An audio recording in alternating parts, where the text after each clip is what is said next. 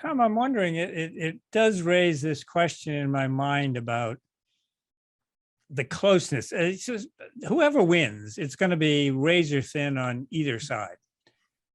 Does that, let's say there's a split between the House and the Senate and, really razor thin.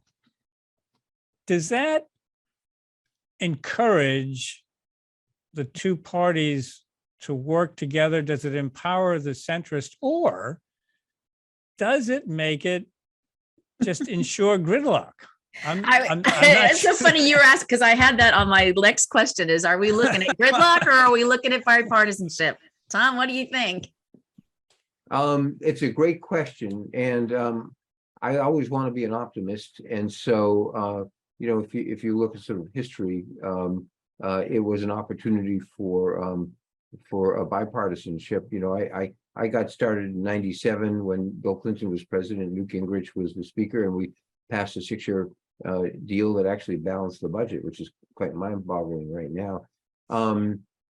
I worry, though, that the two parties are so divided and so polarized that it will be very difficult to get anything in the center done. I don't want to rule it out. I will just say this, that Joe Biden actually has shown in the past a seriousness sometimes. I'm going to get in trouble for saying this about the deficit, I think we all agree, people who are concerned about the fiscal future, that entitlements need to be on the table along with revenue.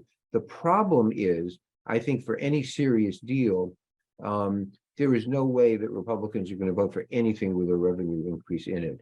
And without a revenue increase in it, it's going to be almost impossible for Democrats to vote for anything like a changed CPI or even slightly raising the age of eligibility for Social Security or Medicare, Social Security in particular.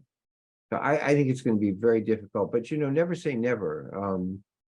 Going back to the question you asked at the beginning, Bob,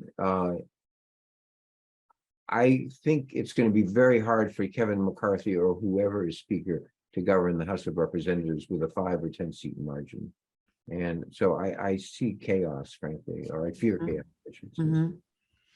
No, I there's a lot of truth in what Tom is saying. And you think about what I see happening is, that you talk about the calcification of our politics. And I see, everybody going to their respective corners and getting nothing done until they realize we really need to get something done. Or, because we can't, for example, we can't operate a full year on a continuing resolution. The Department of Defense just won't abide by it.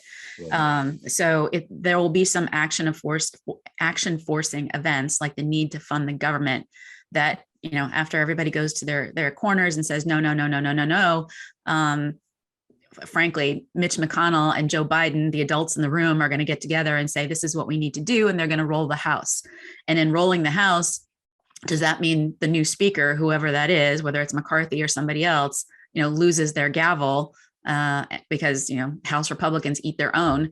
And we have, another churn in the speaker, just like we saw under, Boehner and Ryan. And that sort of process repeats itself all over again. So that's sort of where I see things going. It's just gridlock until they absolutely have to do something.